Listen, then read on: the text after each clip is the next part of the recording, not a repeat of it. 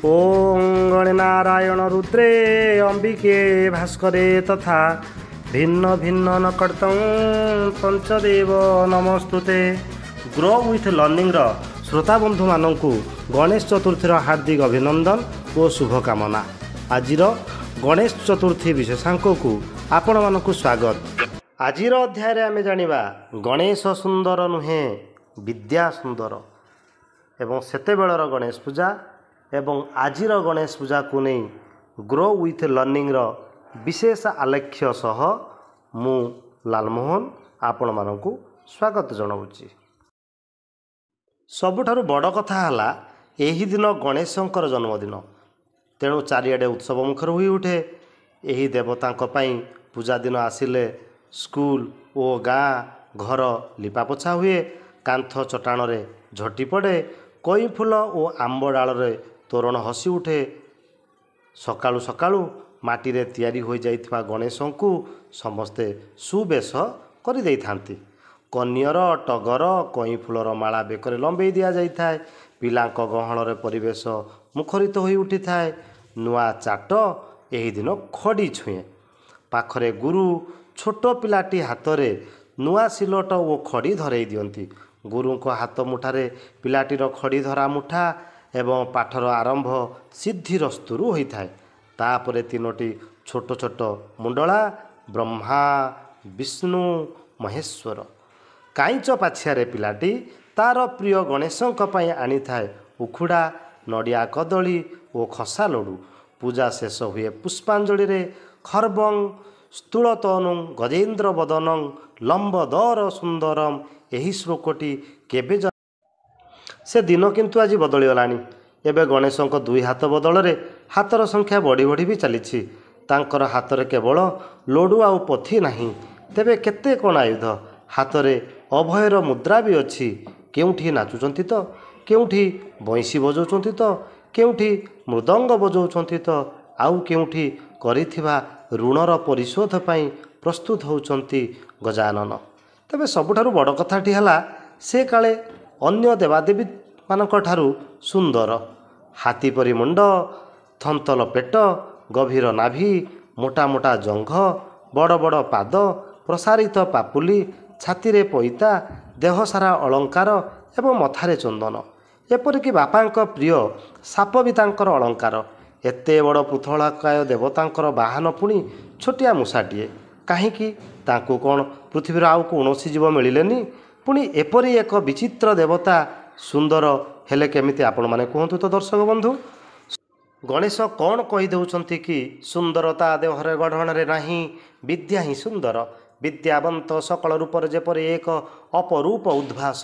थरे विद्यारे जड़े परिस्नात हो पारिले से समस्त को आकर्षण करे। पुणी मूषा नामक जीवटी आमको कौन कहीदिए कि मु सबु किछि बंधुरता कठोरता को मोर कुनी दांतरे भारी सहजरे जाइपारे गभीररू गभीरतम प्रदेश को सबु संपदर निज घर भितरे संपादी देई पारे। एपरिक तुमे संचित संपद को मु चुटकीरे भी तुमे सतर्क नहेले भी निजको निरापत्ता देई पारिबो नाही। मु तुमर सतर्क घंटी, तुमे अवश्य मते शत्रुमण।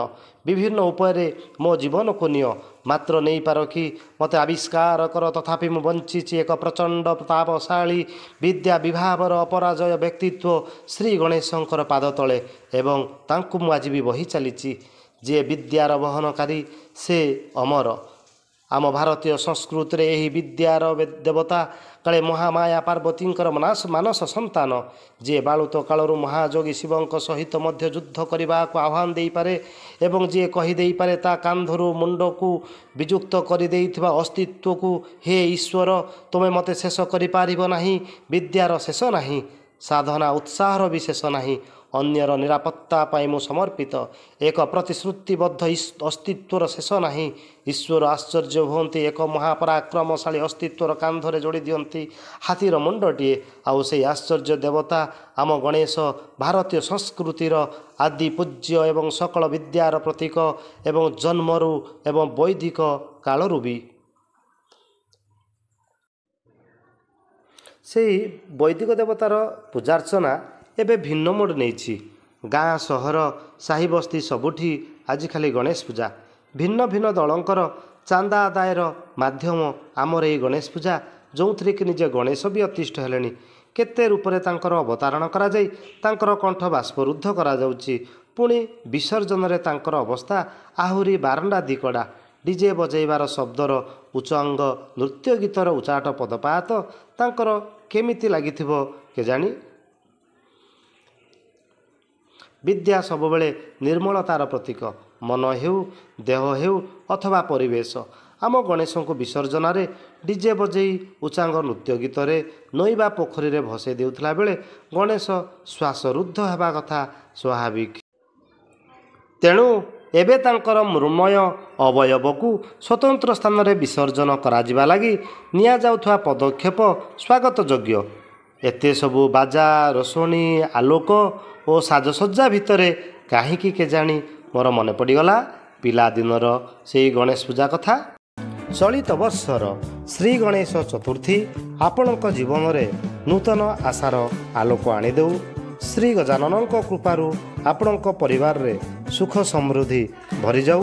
ଗ୍ରୋ ୱିଥ୍ ଲର୍ଣ୍ଣିଂର ଏହା ହିଁ ଆଶା ଓ ଆକାଂକ୍ଷା। ଆମ ଭିଡ଼ିଓଟି ଆପଣଙ୍କୁ ଭଲ ଲାଗିଥିଲେ ନିଶ୍ଚିତ ଭାବରେ ଲାଇକ୍, ସେୟାର ଏବଂ କମେଣ୍ଟ କରିବେ ଏବଂ ସବସ୍କ୍ରାଇବ୍ କରିବାକୁ ଭୁଲିବେ ନାହିଁ। ଏଥିସହିତ ରହୁଛି ମୁଁ ଲାଲମୋହନ। ନମସ୍କାର।